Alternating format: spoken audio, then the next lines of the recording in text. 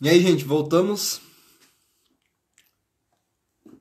Esperar o professor já ir entrando.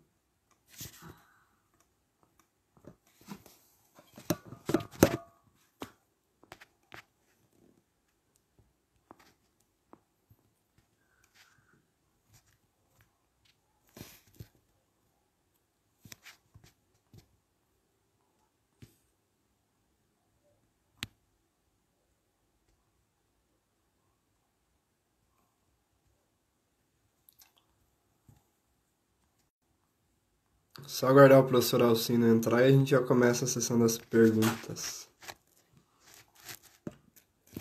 Pessoal do PET, se tiverem perguntas, mandem lá no grupo. Pode mandar, Silvestre. Se puder mandar no grupo ou pra mim, fica mais fácil do que aqui no chat.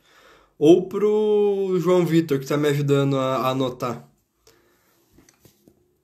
Porque a gente tem um contato já mais prévio, então acho que fica mais fácil. Essa do pessoal, se quiserem ir mandando já, a gente já vai anotando.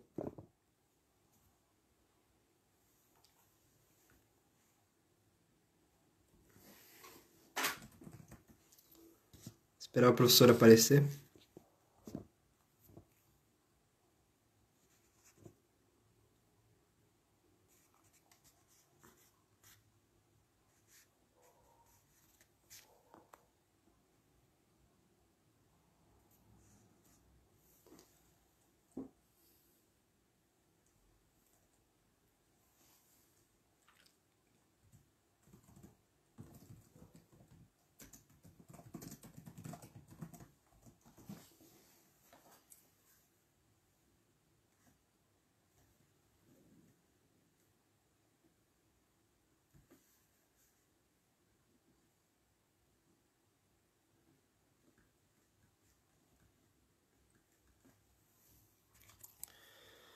Vamos esperando. O senhor tá tentando reconectar?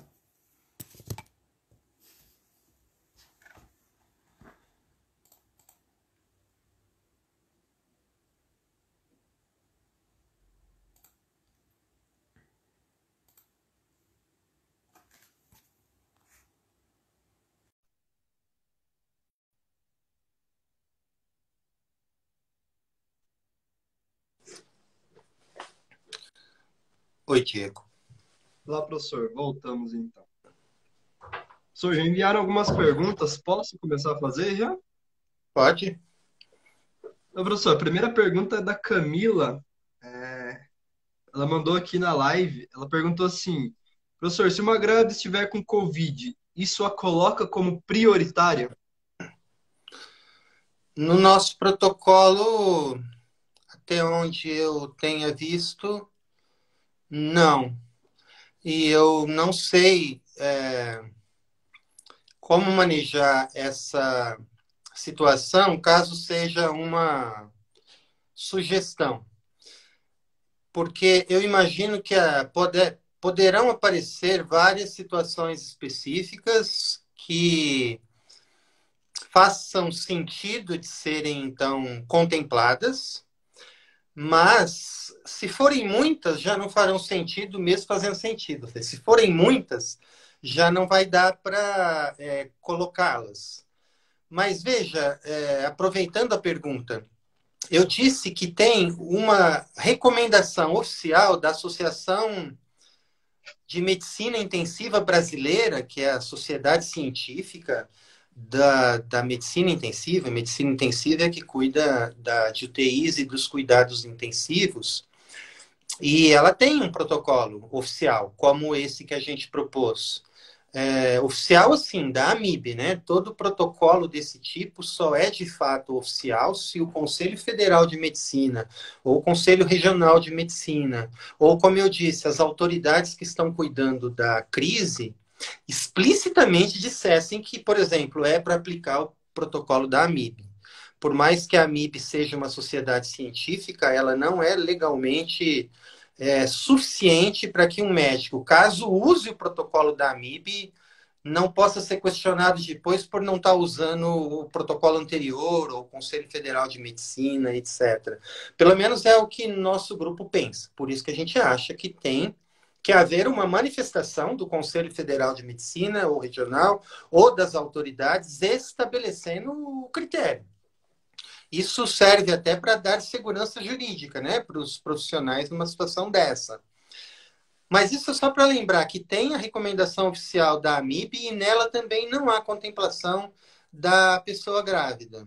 Mas há um protocolo sugerido em detalhes pelo Conselho Regional de Medicina de Pernambuco, e lá está entre os critérios de desempate a pessoa grávida. De maneira que essa pergunta faz todo sentido. E eu não tenho a resposta. Nós não chegamos a pesquisar especificamente isso, exceto que a minha intuição me diz que faz sentido dar prioridade para a pessoa, a mulher grávida, no mínimo se houver empate. No mínimo se houver empate. E provavelmente, seguindo os outros critérios, precisaríamos ter cuidado para saber se a aplicação do SOFA não prejudica a pessoa que está grávida. Eu não tenho ideia sobre isso. Não sei se responde. Na verdade, apenas indica os aspectos que precisam ser levados em conta para resolver isso. Eu não saberia em onde colocar nesses quadros. Eu também não vi pessoas grávidas nos outros protocolos dos países ou dos especialistas. Não me lembro de terem colocado gravidez como algo que dá prioridade.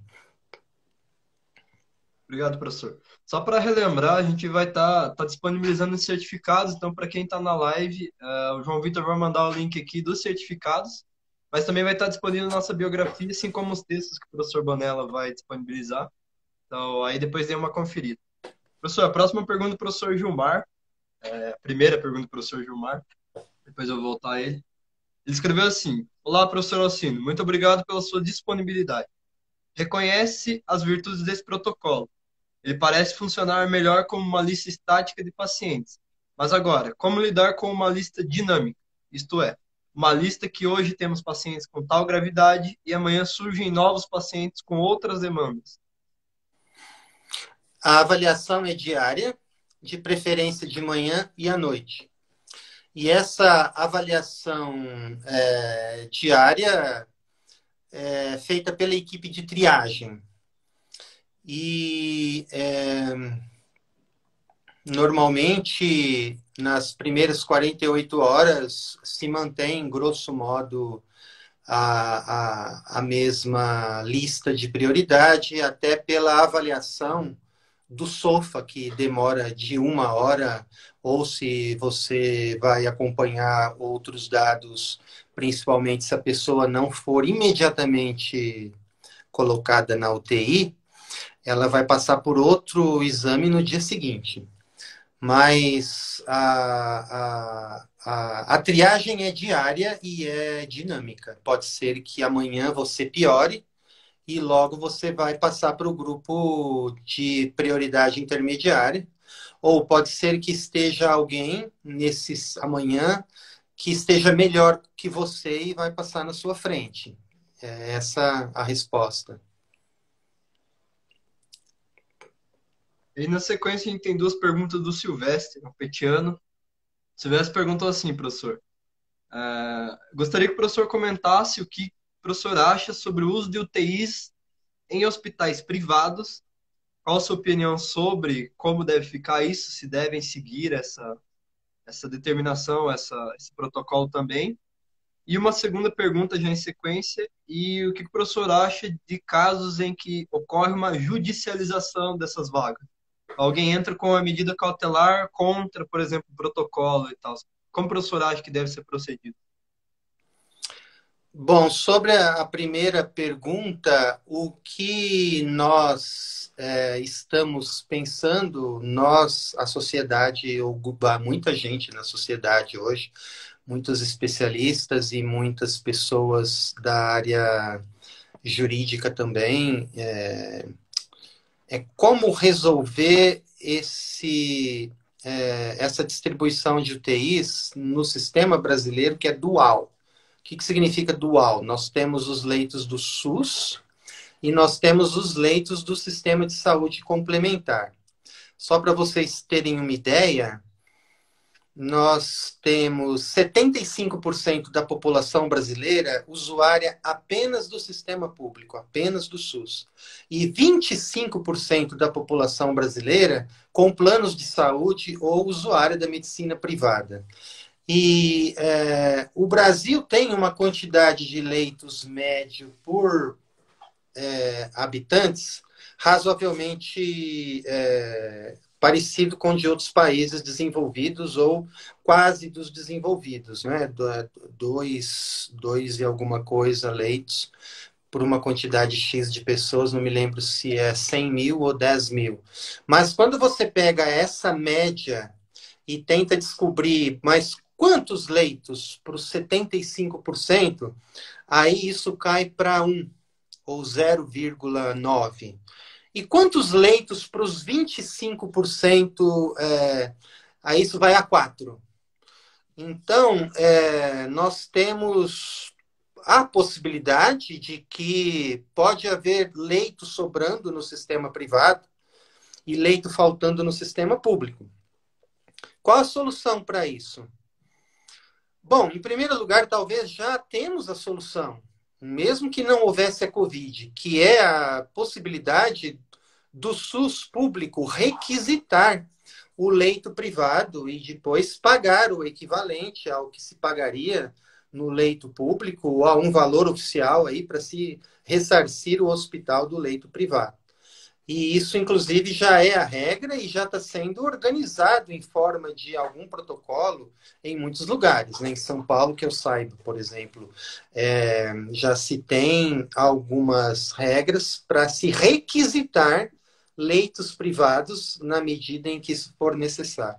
Há uma segunda ideia, que é a de unificar todos os leitos numa única fila de leitos para uma única fila de cidadãos, como se não houvesse mais no quesito leitos de UTI, como se não houvesse mais um sistema dual, o sistema complementar e o sistema público. Há apenas uma fila e um sistema.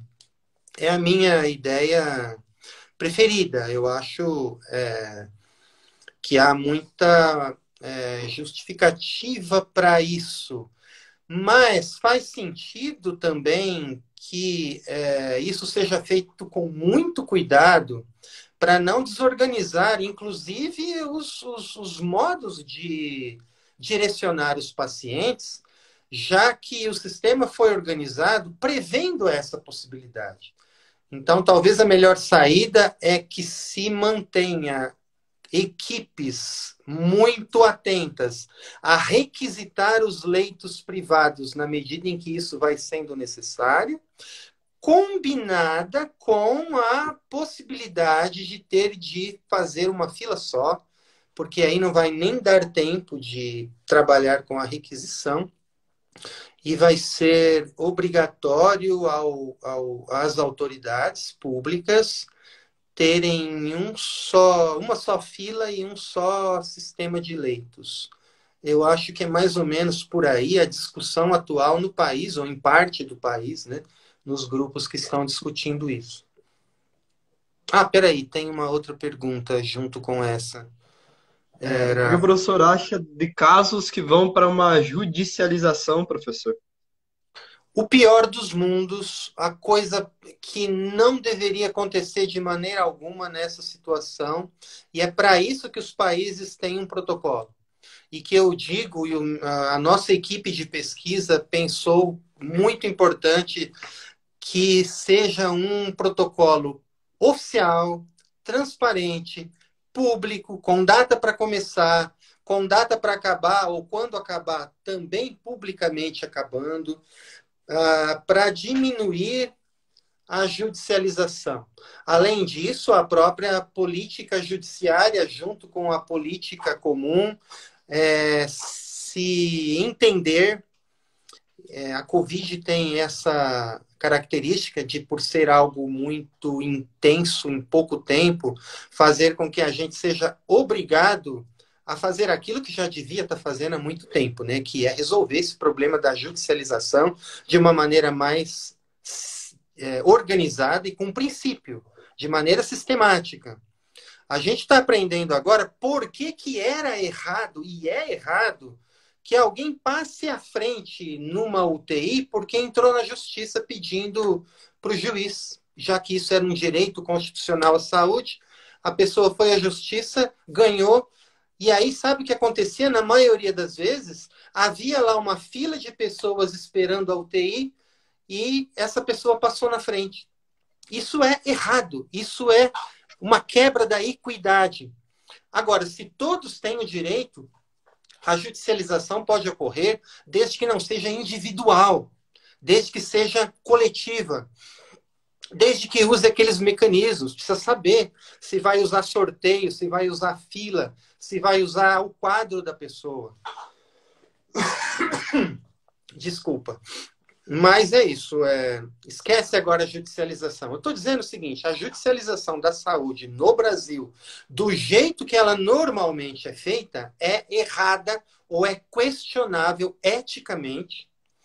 Ela gera mais iniquidade, piora as nossas condições de distribuição de saúde para as camadas da população, pobres, camada média e pessoas mais ricas.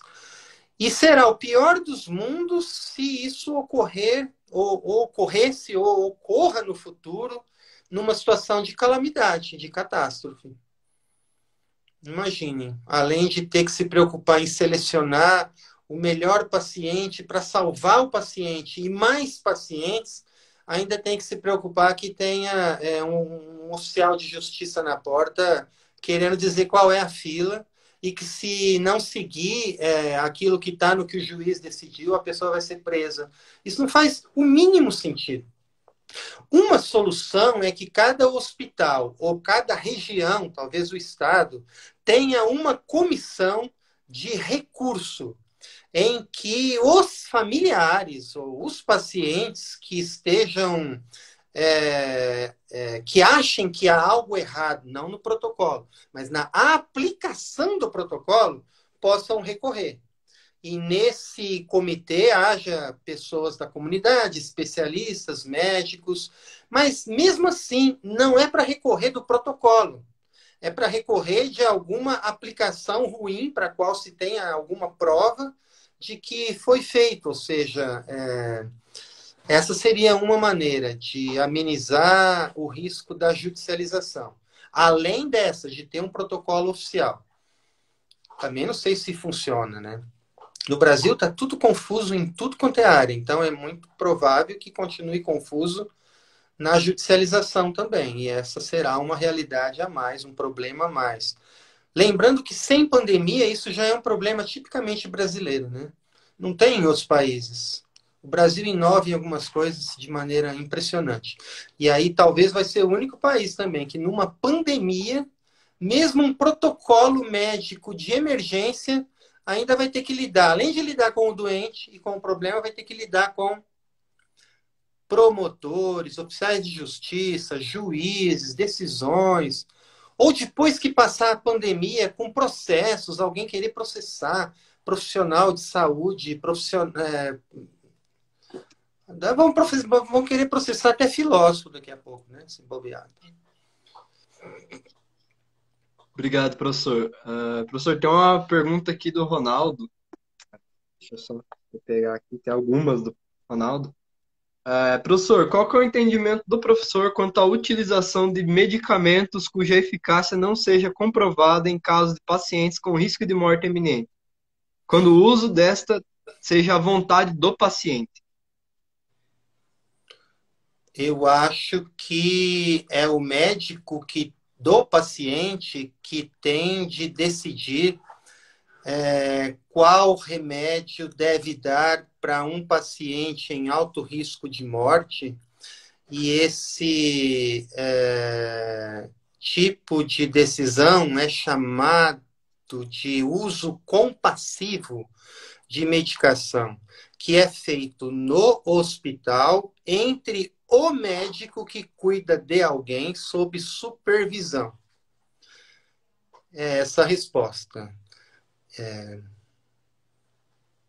Fora de hospital, fora de supervisão, fora de um relacionamento do médico com o paciente e fora do médico ser o que, em última instância, dá o remédio pelo paciente estar no hospital sob os cuidados dele, não se deve tomar o remédio e nem receitar o remédio e nem distribuir o remédio e nem transformar o remédio em protocolo, porque não há remédio para COVID-19. E os remédios de outras doenças para serem usadas na COVID-19 precisam ser remédios que, para a ciência médica, possam ter algum efeito positivo e não tenham um efeito negativo detectado pela ciência até o momento, disponível até o momento. Professor, tem uma pergunta do professor Marciano agora. Ele falou assim: minha pergunta é de esclarecimento. É acerca dos ciclos de vida. Não poderiam, eles, ciclos de vida, não poderiam sofrer acusação de certa injustiça ou preconceito com a população idosa? Eu queria agradecer antes a pergunta do Gilmar e agora a pergunta do Marciano, meus dois grandes amigos aí da universidade e de Guarapuava. Eu esqueci, né, de agradecer o Gilmar pela pergunta e agora agradeço ao Marciano pela pergunta. A resposta padrão que eu aceito é a seguinte. Primeiro, explicando de novo os ciclos de vida no uso de uma situação de emergência, especialmente aqui na Covid. Nós achamos que não pode ficar de fora, mas também não pode entrar como critério principal. Então, nós colocamos como desempate. Pode ser que haja uma pessoa mais velha que no critério principal, que é o critério clínico, tenha boas chances de recuperação. E uma pessoa muito nova que no critério clínico, na avaliação no SOFA, tem uma situação muito ruim, pouca chance de recuperação. Então, a pessoa mais velha já está no grupo de alta prioridade. E a pessoa mais nova já está no grupo de baixa prioridade, ou de prioridade intermediária. E aí não se usou a idade. A idade é para depois dessa situação clínica, se houver ainda empate. Mas a idade, ou ciclo de vida, não é um critério social, não é um critério externo à medicina. Por quê? Em primeiro lugar, porque no caso de UTI, supondo dois pacientes com um quadro parecido, a probabilidade do mais jovem se sair melhor na UTI é maior do que a pessoa mais velha. Quanto mais velha, menos bom prognóstico em relação à UTI. Além disso, na COVID-19, quanto mais idoso eu sou, maior o risco de uma versão grave, de uma complicação grave, e da UTI também demorar muito e não ser boa para mim. E, além disso, na medicina em geral e na saúde pública, anos de vida, a maior quantidade de anos de vida agregados numa dada população é um objetivo central, é para isso que existem serviços de saúde pública no mundo. Para não só manter as pessoas vivas, mas para manter as pessoas o maior tempo possível vivas. Então, me parece que esses três aspectos mostram que não é um critério externo, não é um critério social. É um critério médico. É que numa pandemia nós estamos sendo obrigados a juntar a medicina clínica, a ética clínica do médico individual com o paciente individual, e a medicina pública, a ética pública do serviço de saúde com a população. E na medicina pública, promover o maior número de anos de vida agregados é uma espécie de objetivo, de telos ou de critério ético para você saber medir uma política comparada com outra, né? Bom, mas isso eu só repeti qual é a lógica do nosso protocolo, né? Será que isso não é preconceito? Será que isso não é uma forma de discriminação? Veja, se o recurso escasso fosse vacina, e o que nós precisássemos era prevenir a doença, nós precisaríamos usar a idade ao inverso. Já que não tem para todo mundo, os mais velhos têm que receber primeiro. E os mais jovens, por serem mais fortes, terem mais chances de terem a versão mais fraca da doença, eles têm que receber depois. Porém, quando se trata do recurso de manter a vida, então não é medicina preventiva, mas curativa, a lógica é a oposta. O mais novo tem que receber primeiro, porque ele corre o risco de perder mais anos de vida e ele, então, está numa situação...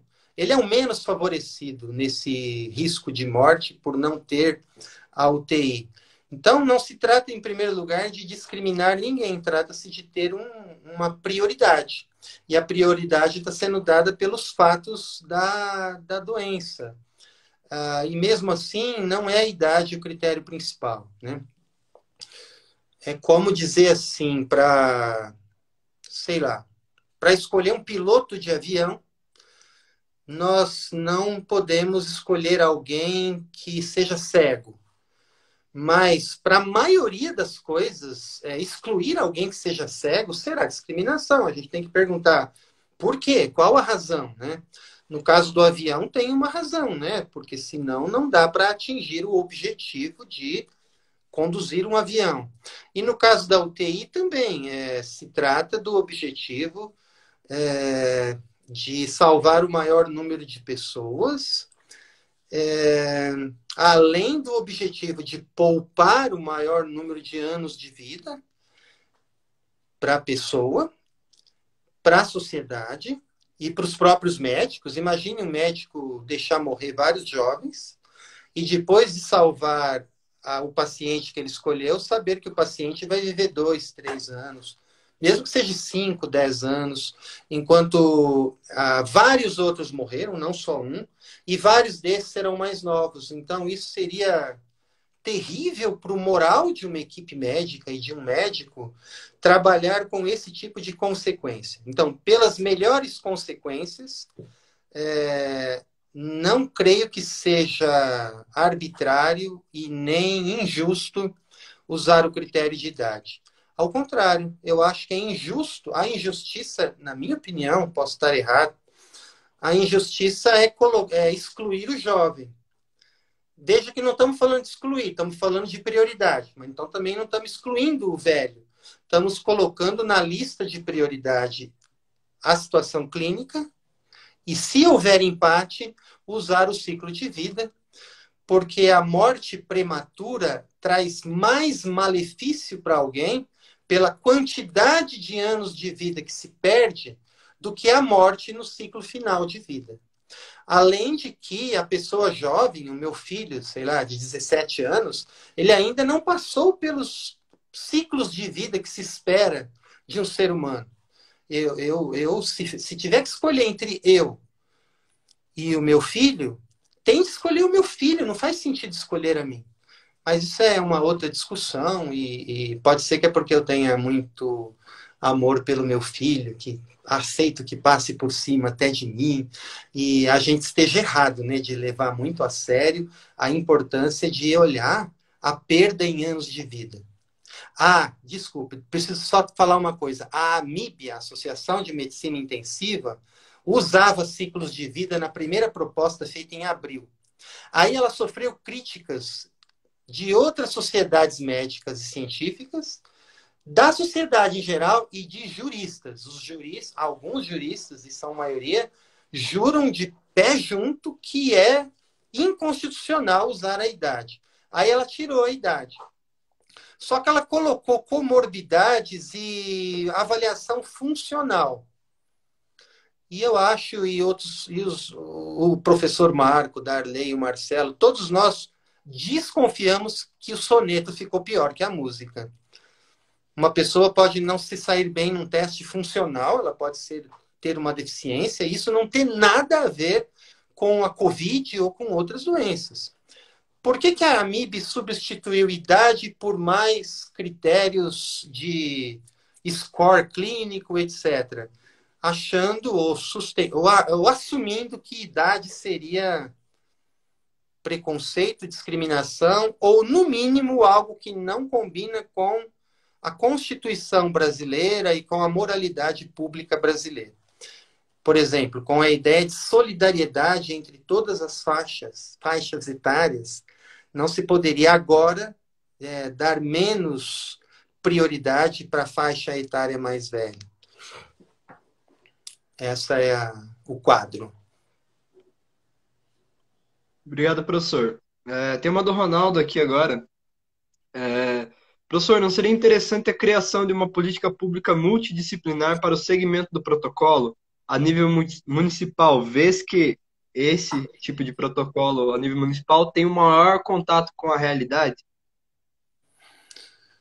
Sim, seria, mas depende do que significa política pública. O que nós precisamos, no caso de uma pandemia, são de equipes especializadas, ágeis, junto com equipes de autoridades eleitas ou do Estado, né, funcionários públicos, muito bem coordenadas e que consigam tratar desses vários problemas, e um deles seria esse.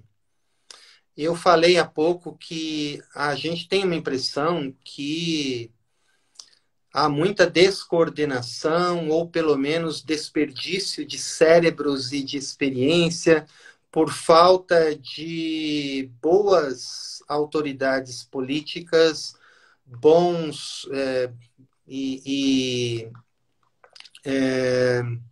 talvez excesso de problemas para enfocar todos eles, e esse talvez é um em que se torce primeiro para não se chegar. Eu também torço para não se chegar a isso.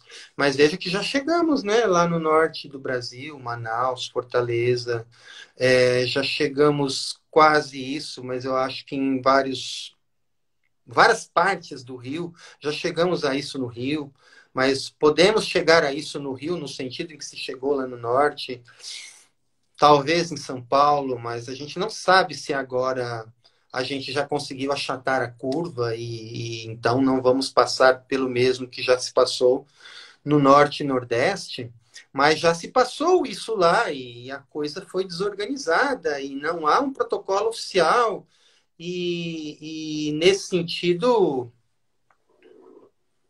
está faltando.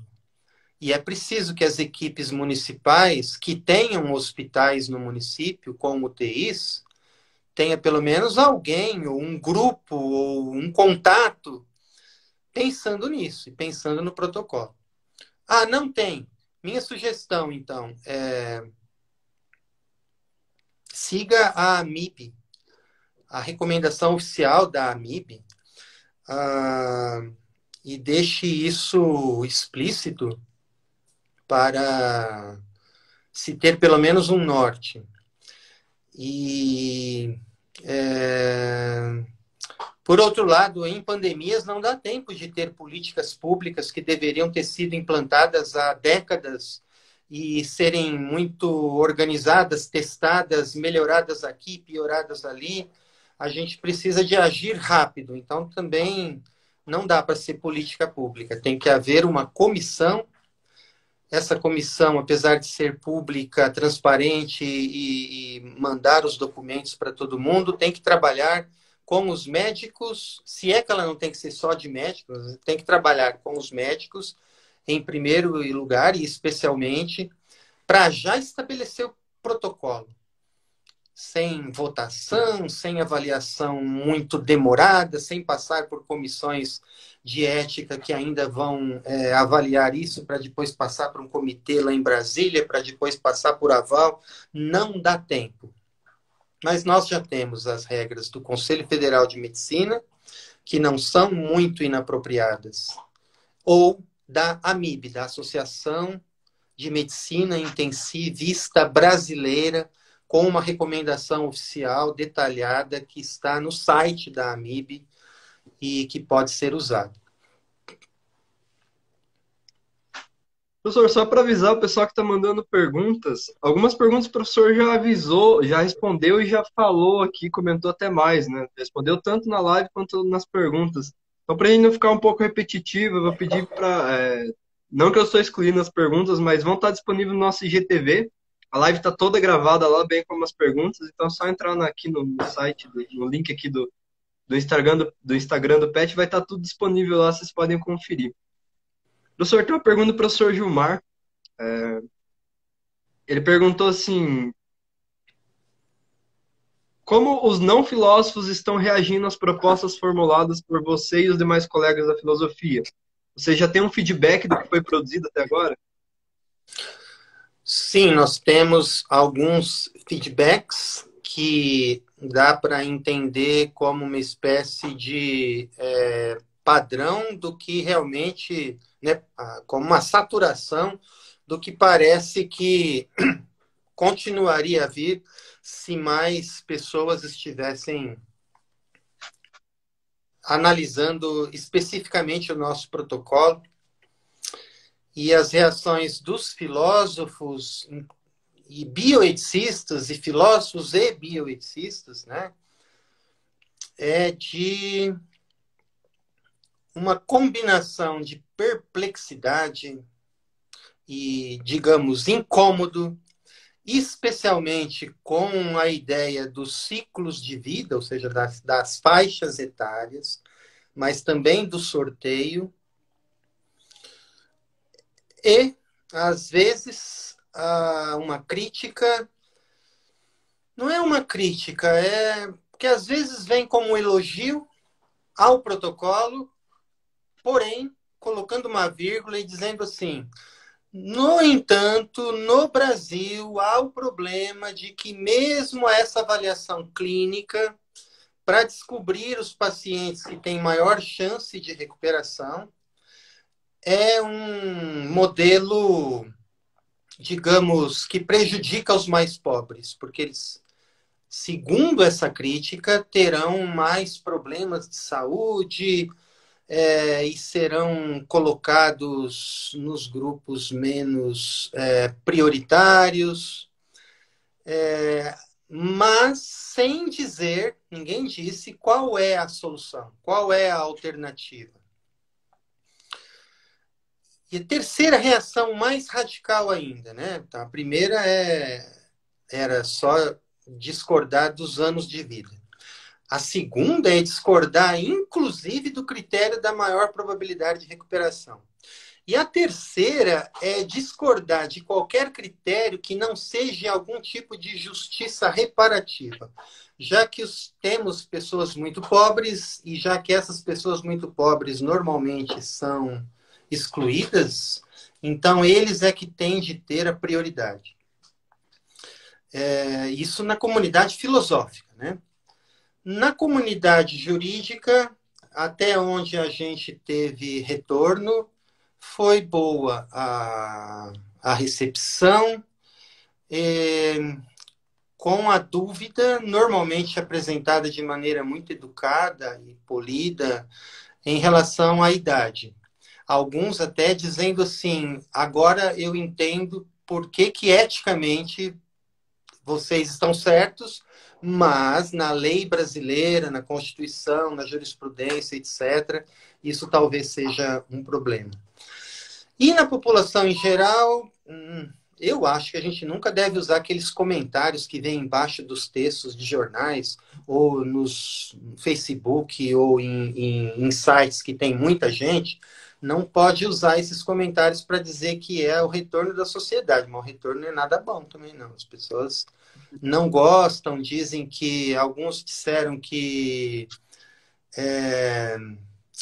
isso é uma injustiça, agora usar critérios quantitativos, onde já se viu avaliar vidas usando critérios quantitativos, é melhor jogar dados. Então, não sei, eu acho que eu me lembre, a recepção foi essa. Na comunidade filosófica com a qual tivemos contato, não foi muito boa. Qual que é a nossa resposta da equipe que produziu esse protocolo e a minha resposta para essas pessoas, colegas da área da filosofia? Elas estão erradas. Elas estão erradas, em primeiro lugar, porque a gente não pode confundir uma situação de emergência numa pandemia com um vírus e uma doença pouco conhecida com uma situação não emergencial e não médica. Então, as injustiças históricas ou as situações sociais e econômicas, por mais importantes que sejam, elas serão critérios externos aos critérios médicos, podem até serem corretos ou necessários, mas eles nunca foram usados assim na medicina. Então, na medicina, ou pelo menos na medicina de emergência, está errado usar critérios sociais como desvantagem econômica ou pobreza, ou injustiça racial, ou situação similares. Nós não podemos inovar muito. Nós temos que ser prudentes e usar critérios médicos.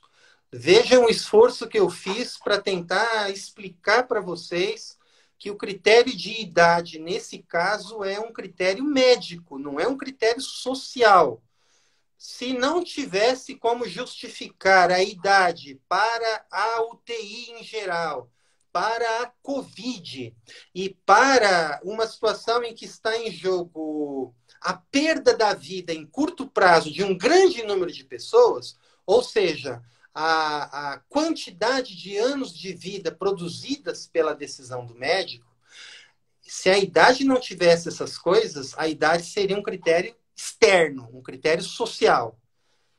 E ele, primeiro que normalmente não é usado, então não usa agora também.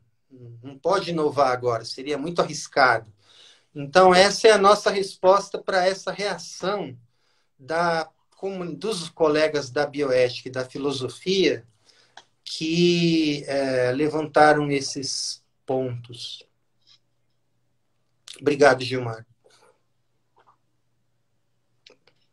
Pessoal, mais alguma pergunta? A gente tem mais um espacinho aí, né, para não ficar tão cansativo, professor.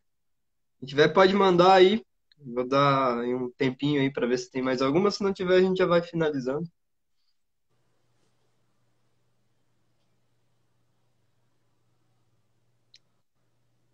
Na verdade, tem um critério social aqui, mas na minha opinião, na opinião de alguns, né, na minha opinião não é, que é a prioridade para os profissionais da saúde de UTIs. Isso normalmente não é usado na medicina. O próprio professor Marco, ele hesitou muito em aceitar que a gente colocasse isso no texto.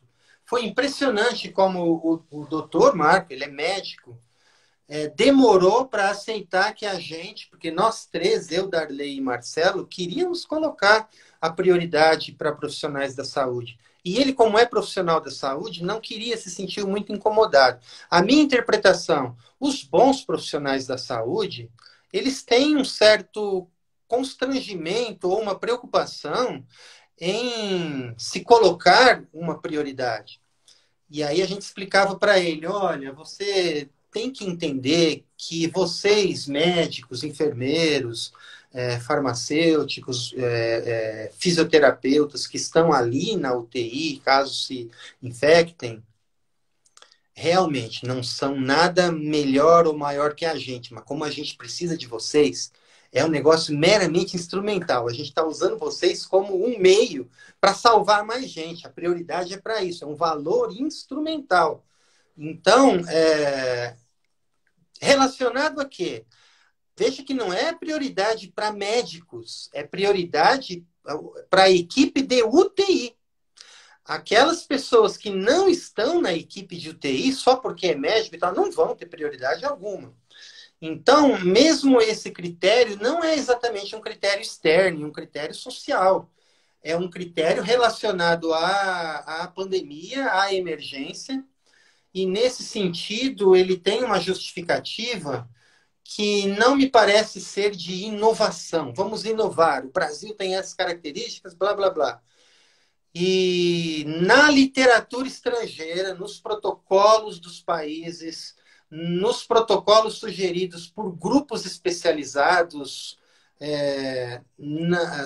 aparecem, grosso modo, isso que a gente está usando. O SOFA, a maior probabilidade de recuperação, o profissional da saúde, a idade. Não aparece coisas como vamos fazer reparação, vamos fazer ação afirmativa, vamos fazer justiça aos mais pobres. Não aparecem essas coisas.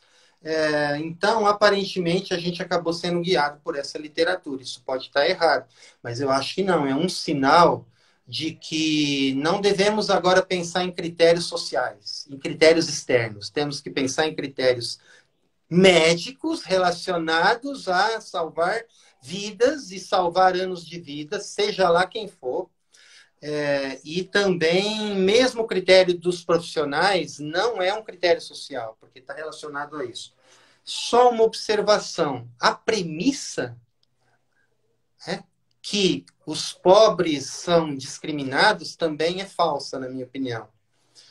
A maior parte dos pobres tem o mesmo ou até melhor prognóstico em relação a comorbidades graves, porque essas comorbidades que abaixam muito a nota no SOFA ou a situação clínica é muito relacionada a doenças da classe média e das camadas mais ricas. Se for pensar na idade como algo que discrimina os pobres, porque haveria uma menor média de anos de vida nos pobres, isso significaria que sempre vai haver mais pessoas novas dos pobres do que pessoas novas das camadas médias e altas. Então, anos de vida também não me parece que vão gerar essa discriminação dos mais pobres. Está equivocado, mas é uma hipótese. Terceira coisa, por que eu acho que está equivocado? Na maioria dos casos, as classes estarão completamente misturadas e quando você mistura ali, o maior número de pessoas vai ser das camadas populares. E em muitos hospitais, exatamente por serem hospitais públicos, praticamente a grande maioria vai ser de pessoas pobres. Ou seja, já pensou mudar o critério da melhor probabilidade de recuperação? Porque a gente não pode pensar sem a situação social, mas a situação social é a mesma. Ou mudar o critério da idade, porque a gente tem que pensar na situação social, mas a situação social será a mesma na maioria dos casos. Vai ter uma pessoa mais nova, pobre, e uma pessoa mais idosa, pobre. E aí o critério da idade é o que era o importante. Como uma espécie de resposta que ajuda no debate, dando uma tréplica, certo? Tinha a nossa tese, aí teve a réplica, e agora eu tentei fazer uma tréplica. Tudo que eu falei está relacionado às informações que temos agora, e a pandemia exige isso, mas com o tempo, inclusive nós vamos transformar esses artigos em um artigo científico maior e detalhado que que investigue esses problemas e a gente pode mudar de ideia. E a gente pode dizer que a gente estava errado e que essas críticas que os colegas fizeram estavam certas. Sem esquecer, porém, que eles não deram qual é a alternativa, qual é a solução. Em bioética, infelizmente ou felizmente, a gente tem que chegar num ponto e dar a solução prática. Não podemos ficar só com ideias gerais, fazendo crítica daqui, crítica dali, biopoder e sociedade e tal, porque em bioética a gente tem o problema, a avaliação e a prescrição da solução. O que tem que ser feito? E a gente não viu o que as pessoas estão dizendo. Faça isso. Parece até que elas não sabem direito o que tinha que ser feito. Obrigado, professor. E a última aqui, para uma provocação do professor Marciano. Para finalizar, ele escreveu assim, professor: essa recepção negativa que adveio até da comunidade filosófica não se deve a um certo preconceito com as teses utilitaristas? Não sei, porque algumas das pessoas que problematizaram a proposta não são anti-utilitaristas. Também uma certa recepção negativa apenas da comunidade filosófica. Como eu disse, a comunidade jurídica que teve contato conosco foi positiva. E a comunidade popular foi de neutralidade, foi de quem está aprendendo com o assunto, exceto os comentários quando a pessoa nem põe o nome ou vai lá no jornal e escreve. Então, na verdade, a recepção mais crítica foi a de outros e outras filósofos e filósofas ou bioeticistas, e não exatamente... os médicos, as médicas com que tivemos contato adoraram a nossa proposta. Acharam muito sensata, realista, disseram que a gente está só explorando critérios, mas alguns falaram para a gente, não, esses são realmente elementos de um protocolo médico importante, que faz sentido. Por exemplo, muitos acharam que os protocolos feitos por médicos são muito complexos, envolvem vários mecanismos de medição. O da AMIB tem 3 mecanismos de pontuação que depois têm que ser fundidos e estabelecidos para estabelecer uma nota só. Depois, se houver empate, tem que fazer outra rodada de avaliação, e é a avaliação que resolve.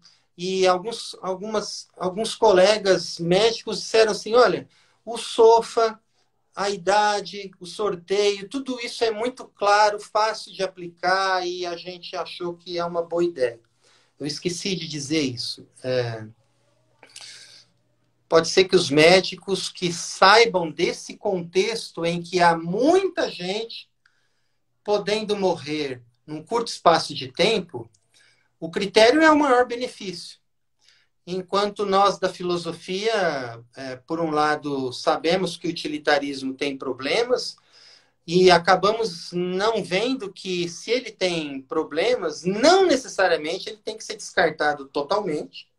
E numa situação como essa, dadas as características, é exatamente o utilitarismo a melhor posição para encaminhar a solução do problema. E nós, filósofos, temos um pouco mais de dificuldade de ver isso. Lembrando que não é um protocolo utilitarista. É um protocolo baseado na beneficência, na não maleficência, no objetivo da medicina de salvar mais pessoas quando tem uma emergência. Se aplica algo muito parecido no terremoto ou na guerra. Infelizmente, se salva primeiro quem tem mais chance de se recuperar. Porque se você gastar o seu tempo e o seu recurso com quem está muito ruim, a pessoa acaba morrendo, porque é alta a probabilidade, e outros vários que poderiam ser salvos também acabam morrendo.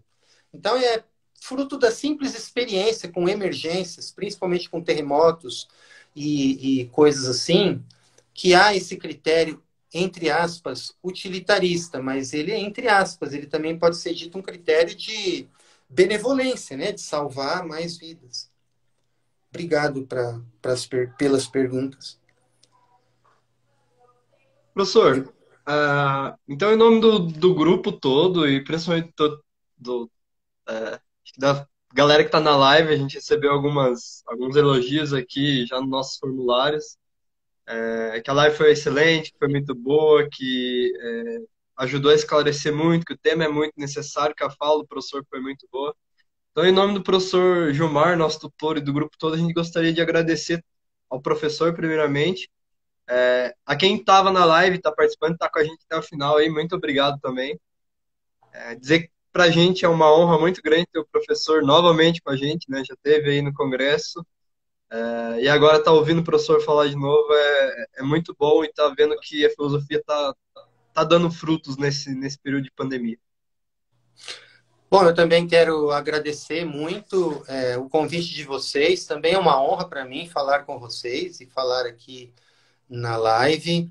Eu quero não só agradecer, mas reconhecer o trabalho dos colegas Marco Antônio de Azevedo, Darley Dallagnol e Marcelo de Araújo, que juntos comigo estudaram com cuidado essas ideias e formularam junto comigo esse texto, que está publicado uma parte no Estadão, uma parte na Folha. Depois eu passo o link da Folha de São Paulo, porque tem os detalhes.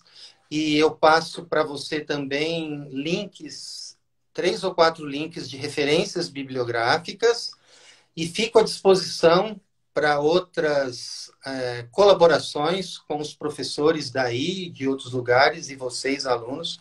Parabéns pelo trabalho de vocês, inclusive, pelo esforço de vocês. Eu achei uma universidade muito boa e um grupo de filosofia de professores e alunos muito dinâmico, muito envolvido, e é isso que gera frutos. E essa colaboração de nós 4 é um dos frutos de quando nós, além de nos preocuparmos com estudar filosofia de maneira cuidadosa, nos preocuparmos, pelo menos de vez em quando, com filosofia aplicada, com ética aplicada, com bioética, se preocupando em encarar mesmo os fatos, as informações científicas, etc. E vocês mais jovens é que vão levar isso adiante, porque isso ainda está se estruturando no Brasil, começando a ter mais influência e mais impacto. E agradeço também aos professores que estiveram aqui, ao Gilmar, ao Marciano. Ok, foi muito bom falar com vocês. Obrigado, professor. Então, gente que está na live ainda para fazer o merchan, né? Para quem ainda não curtiu nossa página no Facebook, tá lá, Pet Filosofia Unicentro. O mesmo nome aqui no Instagram, nessa página que a gente está transmitindo a live. Deem uma curtida, confiram lá, a gente está postando alguns conteúdos, está tentando fazer um Você Sabia, está sendo bem legal, é uma atividade nova também. E também lembrar do formulário, assim como os links que o professor Bonella vai disponibilizar para a gente, o formulário para os certificados também vai estar disponível para quem não conseguiu acessar durante a live, eu estava focado aqui. E também está salva a live no IGTV, professor, também se quiser ter à disposição. Tá aqui no nosso perfil, vai estar todinha gravada lá, então quem quiser reacompanhar, reassistir, vai estar disponível lá. Beleza, gente? A gente agradece toda a presença. Obrigado, professor, mais uma vez, e é isso aí. Boa noite. Boa noite.